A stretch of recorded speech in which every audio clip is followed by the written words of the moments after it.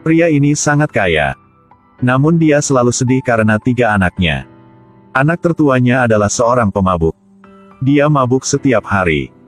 Ketika habis uang, dia akan memberi rencana bodohnya kepada ayahnya agar minta uang. Anak keduanya berpikir dialah putri. Dia hanya tahu membuang uang. Dia juga sangat angkuh.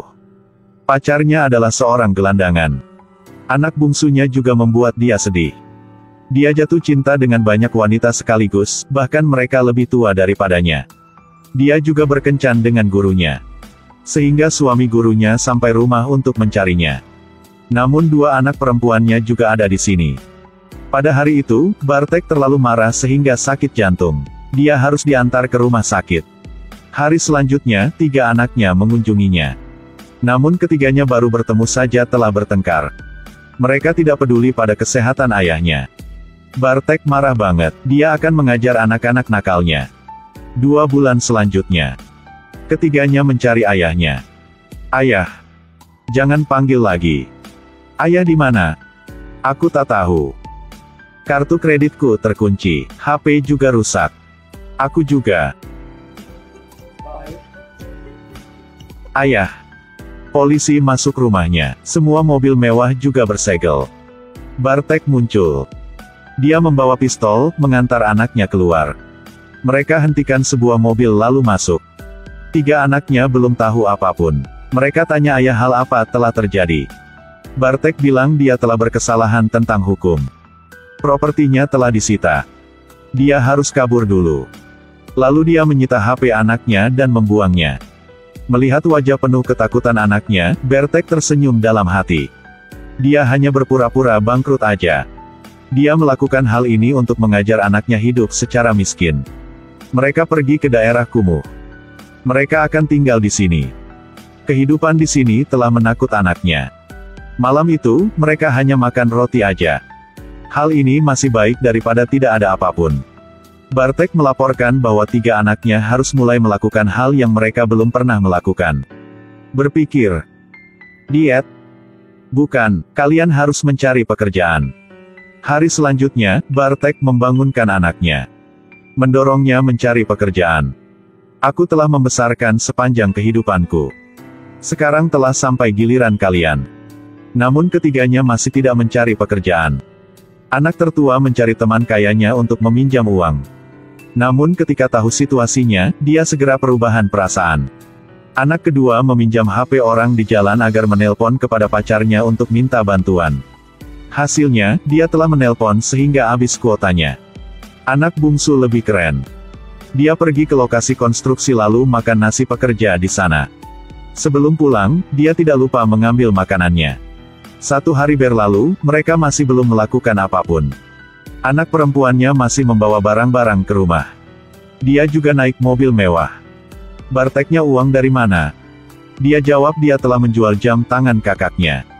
Kakaknya marah banget. Tenang kak, jangan marah. Apakah kamu membeli makanan? Wanita ini telah gila. Kamu memakai jumlah uang itu untuk membeli makanan kan? Aku telah membayar ongkos taksi. Saat mereka bertengkar, pembantu rumah mengunjunginya.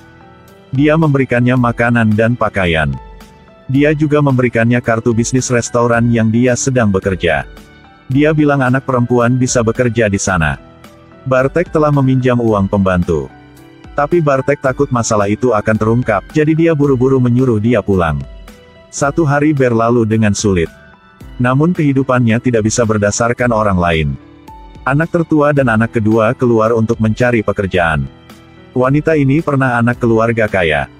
Namun sekarang, dia hanya orang miskin aja. Dia menjadi pelayan di restoran. Dia harus menghadapi kritik pelanggan. Dia merasa melukai harga dirinya jadi dia telah bertengkar dengan pelanggannya. Rekannya tanya. Sebelumnya kamu juga sama dengan sekarang kan? Gadis, bangunlah. Kamu pikir kamu masih adalah putri? Tidak ada uang, kamu tidak bisa melakukan apapun. Setelah dengar hal itu, dia hanya bisa menangis aja. Dia memberi makanan untuk pelanggan. Rekannya hentikannya. Aku setuju denganmu, pelanggan itu tidak baik. Aku tidak berbohong.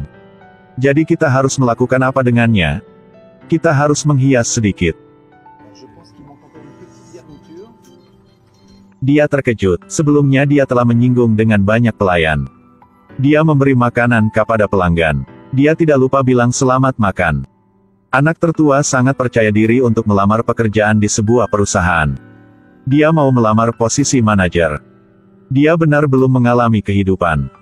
Dia juga menyuruh perusahaan memberikannya mobil mewah. Hari dengar syaratnya hanya bisa tersenyum. Dia memberikannya becak.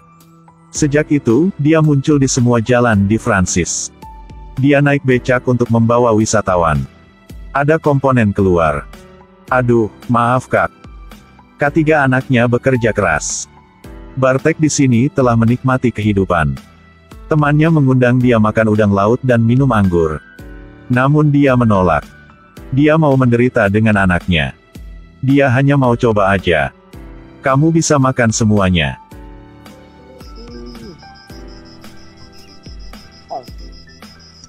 Harum udang laut bagus banget. Setelah 1 hari lelah, mereka telah dapat gaji. Mereka makan bersama. Anak bungsu masih belum ada pekerjaan namun masih mau makan. Kakaknya tidak mengizinkannya makan, jadi dia telah keluar. Dia makan buah-buahan. Namun buah ini membuat dia sakit perut dan diare. Ayah telah lihat. Dia keren banget. Dia baru makan telah kembali ke alam. Waktu berlalu, anak tertua dan adik perempuannya telah menyesuaikan dengan situasi baru. Mereka telah berteman baru. Hanya anak bungsu masih membuat Bartek khawatir. Dia masih tidak mau bekerja. Bartek menyuruh dia memperbaiki rumah ini. Itu lebih baik daripada tidak melakukan apa. Saat melihat anak bungsunya memperbaiki rumah, Bartek menyadari bahwa anak bungsunya adalah jenius arsitektur. Kapur, Solderdal. Dia tahu semua. Pada malam itu, dia melihat 3 anaknya telah tumbuh, dia senang banget. Dia berharap kehidupan ini bisa tinggal selamanya. Namun mitranya tidak setuju. Perusahaan tidak bisa tidak ada kepala selama waktu panjang. Satu tamu yang tidak diundang datang. Miliarder ini luar biasa. Karena mau anaknya tumbuh, dia telah berpura-pura bangkrut. Anak tertuanya harus naik becak. Anak perempuannya menjadi pelayan. Anak bungsunya memperbaiki rumah setiap hari. Hari-hari ini membuat dia senang. Dia khawatir bahwa anaknya akan tahu kebenaran. Semua hal akan menjadi dilema. Pada sesuatu hari, pacar anak perempuannya datang. Dia sangat sombong ketika berbicara dengan Bartek. Ternyata dia telah tahu Bartek berpura-pura bangkrut. Dia mau menikah anak perempuannya. Kalau tidak, dia akan berbicara dengan anaknya semua. Sedang berbicara, 2 anaknya pulang.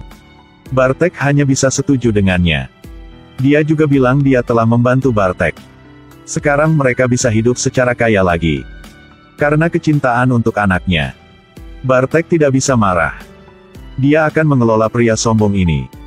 Namun pria ini juga ada rencana sendiri. Baru pulang aja, dia telah mau pendaftaran pernikahan.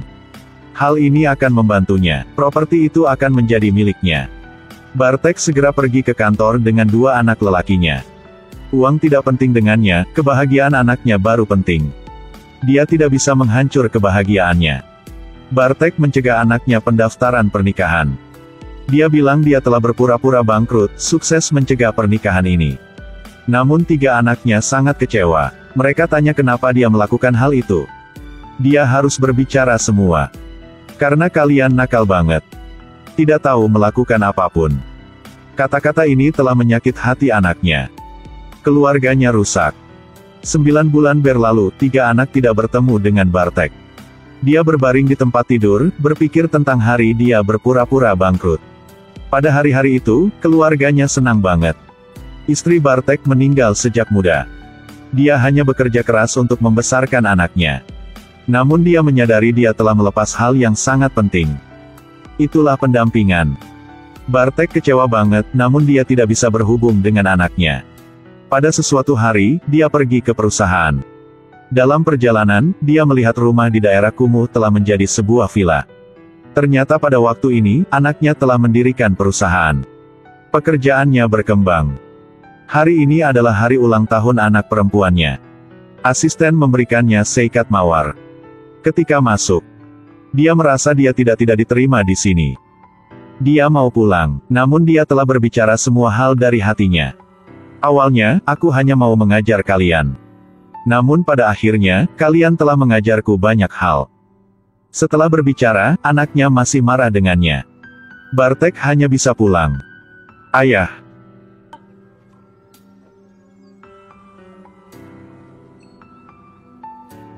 Apakah Anda mau tinggal bersama saya?